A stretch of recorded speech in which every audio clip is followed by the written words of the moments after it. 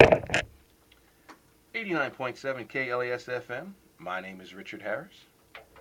Hoping you are enjoying your Friday afternoon wherever you are around this magnificent country.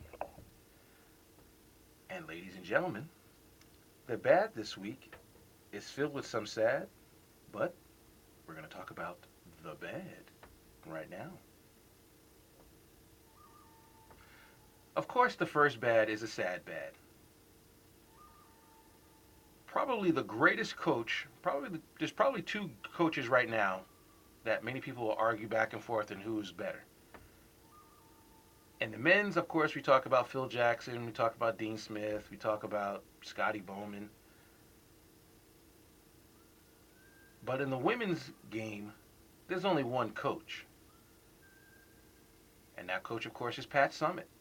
Now, Gino Auriemma is working his way up that ladder. But in my opinion, the greatest living coach today is Pat Summitt. I mean, she's been coaching at Tennessee since she was 22 years old. And she's the winningest coach in college basketball, men's and women's. She has 8 national championships. And her impact in women's college basketball is felt everywhere. Unfortunately, she's had some health issues over the last year or so, and now it is developed into something pretty major. But in typical Pat Summitt way, Pat Summitt is like, you know what? I don't want a pity party. I'm going to coach my bleep off this year and get my girls ready for a championship run. And I don't want anyone sort of eulogizing me. I want everyone just to treat me the same way. And so, I tip my hat to you, Mr. Summitt. You're a class act. And I definitely will be rooting for Tennessee even harder than I normally do this coming season. And until you retire from Tennessee. And Tennessee, as most of us all know, has had a horrible public relations 2 years with the situations happening in the men's football program as well as the men's basketball program. And she's been their beacon. She's been their strength. She's been the light in that place. And so I hope that she continues to coach on and that her sickness does not overtake too soon. Some more bad. This is also a sad bad. The New York Giants, as I said earlier today, they drafted a player who I have much respect in Boston College, named Mark Herzlich.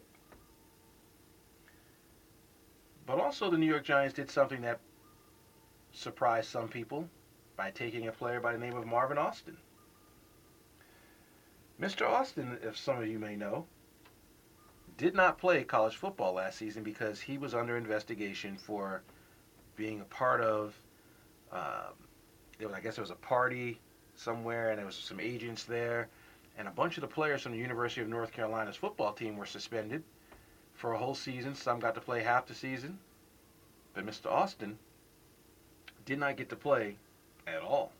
And Mr. Austin had first round draft ability.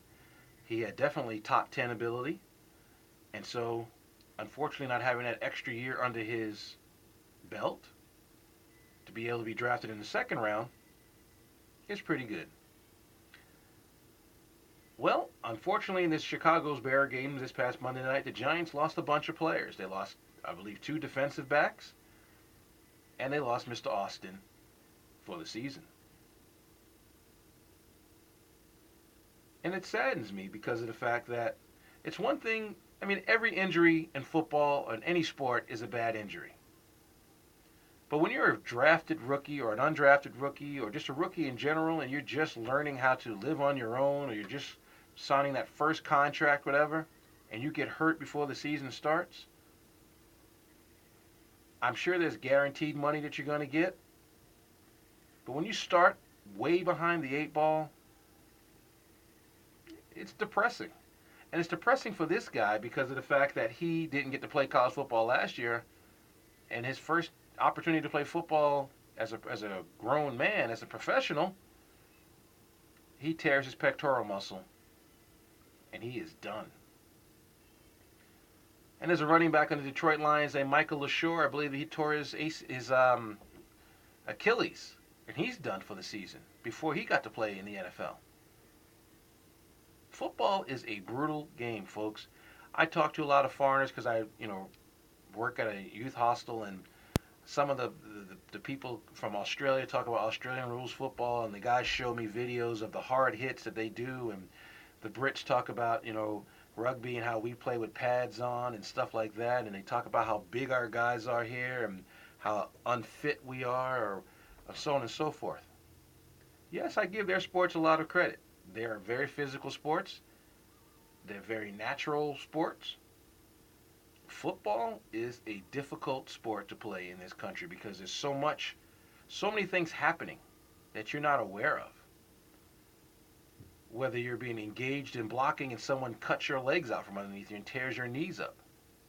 I mean, artificial turf, or just now this rubber turf that they use, isn't the safest thing all the time.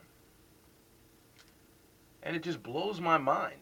It absolutely blows my mind that anyone would say anything about football players being soft, or anything about football players, because we wear pads, we're not tough.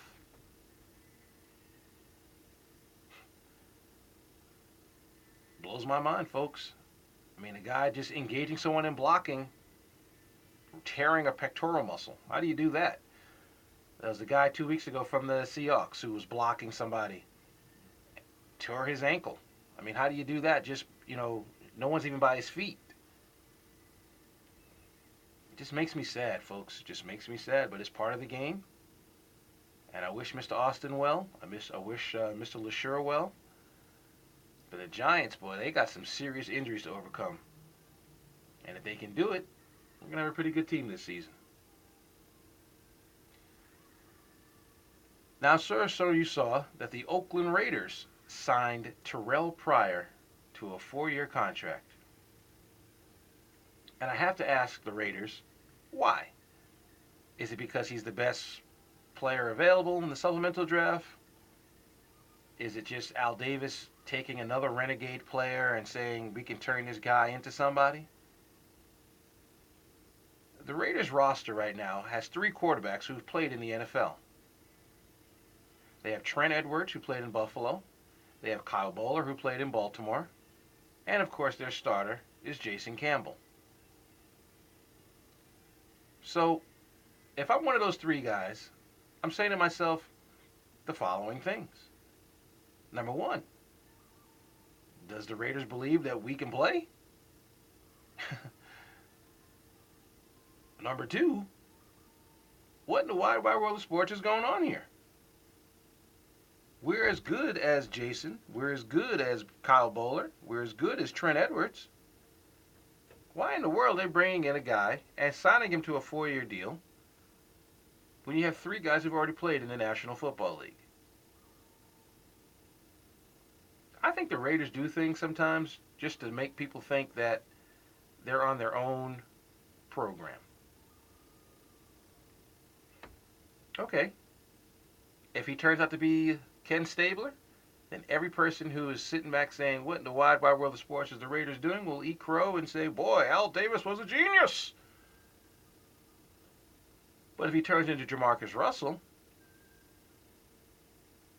then Raider fans are going to say, Al must go, Al must sell this team, and they won't come back.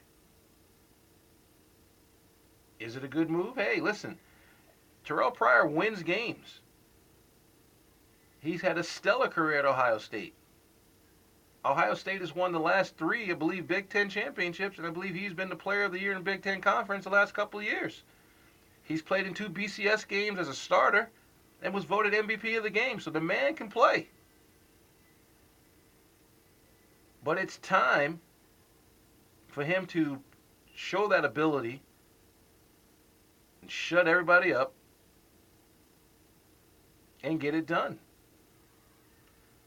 Now, I was very offended this week when I heard Todd McShay, I believe, talk about his inability to learn. Wow. Are you trying to say he's a stupid quarterback? How stupid can a guy be if he's quarterbacking Ohio State? Ohio State's won over 30 games every last 3 seasons. He's won over 10 games each season. So obviously he knows what he's doing. So I was kind of offended when I hear it. And I hate when I hear analysts talk about anyone's intellectual capacities because that's not your field of expertise. Now, you can talk about his lack of discipline, okay. But the fact of the matter is, the guy wins games. So, Jason Campbell, Kyle Bowler, Trent Edwards, you better step up your game because next year, 2 years from now, the starting quarterback for the Oakland Raiders is going to be a young man by the name of Terrell Pryor. And we'll be back on 89.7 K LASFM.com after this. My friend John and I think the road rules. We've got lots of ideas on where to go. Unfortunately, we're a little low.